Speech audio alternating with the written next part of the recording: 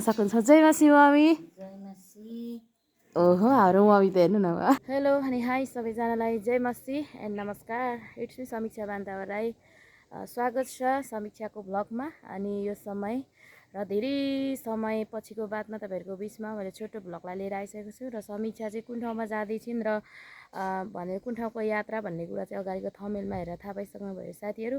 एकदमै जाडो भएको कारणले गर्दा चाहिँ म छतमा छु, कपडाहरू पनि सुकाइराखेको छु। भिडियो अन्तिमसम्म हेरेर साथ दिनु ओके। अब चाहिँ हामी फाइनली घर जान लागेको छौँ, पूर्व विराट चोक अनि खोटाङ हाम्रो सम्मको यात्रा नेक्स्टमा हाम्रो हुनेवाला छ फाइनली साथीहरू। र म पनि जानको लागि एकदम तयारी भइसकेको छु साथीहरू। बसेपछि मोरङसम्मको यात्रा हाम्रो हुँदैछ। श्रीमान स्वयं चाहिँ म आफैलाई देख्न सक्नुहुन्छ साथीहरू।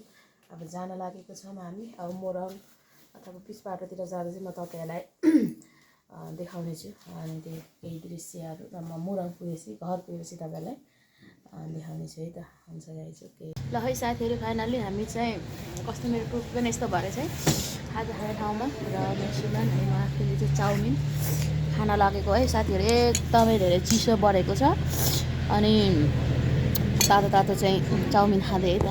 फाइनल्ली हामी चाहिँ हाम्रो घरमा आइपुग्यौँ साथीहरू। मम्मी त उलाउनु भएको रहेछ के यता आउनु न। मेरो बुढो मान्छे अनि चाहिँ म तपाईँहरूले देख्न सक्नुहुन्छ जय मासी मम्मी ओहो हाम्रो मम्मी त हेर्नु न ल है साथीहरू। फाइनल्ली हाम्रो घरमा चाहिँ यस्तो रहेछ है राखन धारन। हाम्रो कोठा कस्तो भयो होला, सबै सुतिसक्नु भयो होला है। बाबा जय मसी सुतिराख्नु भएको रहेछ, हाम्रो बाबा सुतिराख्नु भएको छ साथीहरू। तपाईँ देख्न सक्नुहुन्छ मेरो बुढो मान्छे। मेरो जुत्ता नलिएको अनि हाम्रो कोठा तल साथीहरू हेर्न है यस्तो पो छ त। हामीले छोडेर गइसकेपछि फेरि हामी आयौँ। हाम्रो घर चाहिँ यस्तो छ यो समय तपाईँहरूले देख्न सक्नुहुन्छ।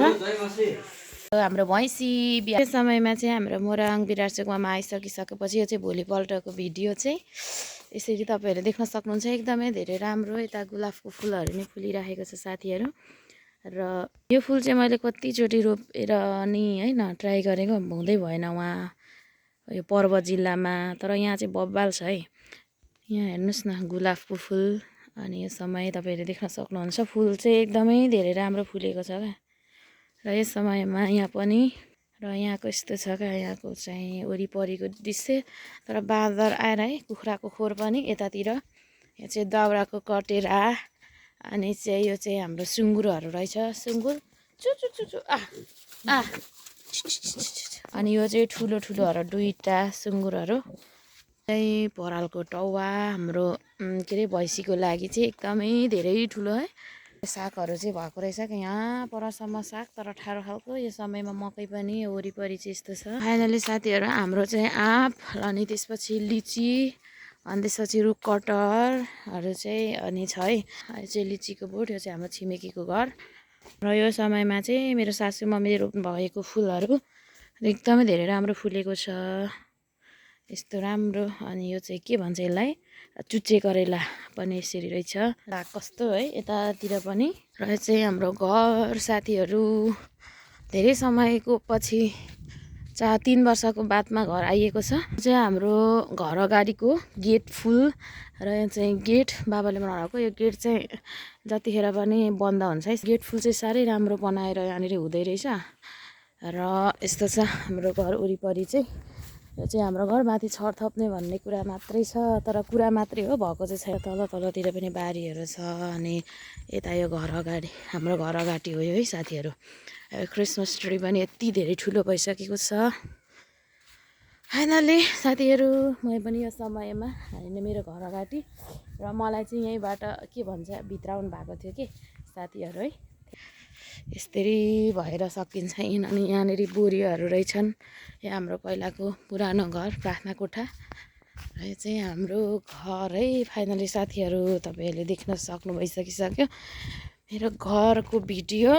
अनि म यसरी यहाँ माथि पस्छु के साथीहरू, मेरो कोठा अथवा घर जाने तपाईँहरूले देख्नुभयो।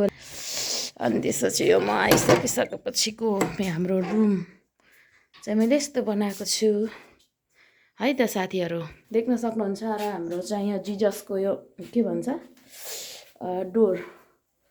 अनि त्यसपछि चाहिँ म पनि छु। ओके साथीहरू, फेरि नेक्स्ट भिडियोमा भेट्ने बाचाको साथ तपाईँहरूसँग अहिले चाहिँ म छुट्टिन चाहे। Okay guys, see you sun.